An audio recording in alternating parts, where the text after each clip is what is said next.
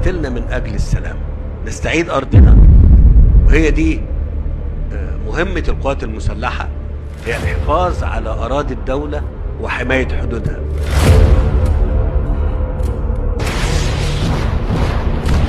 أشكركم على الجاهزية اللي انتوا دائما متواجدين فيها، وأشكركم أيضا على وطنيتكم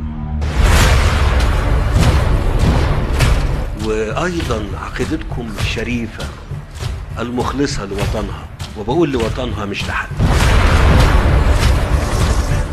لأن احنا في 2011 و2013 كان في اختبار حقيقي للقوات المسلحة.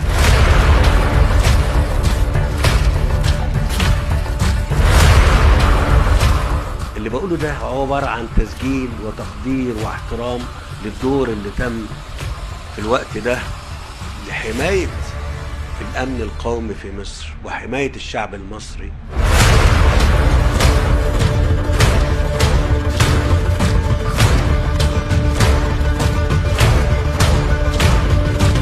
وطول ما القوات المسلحة يقظة منتبهة مستعدة مدربة أمينة شريفة، مفيش خوف أبدا من حاجة.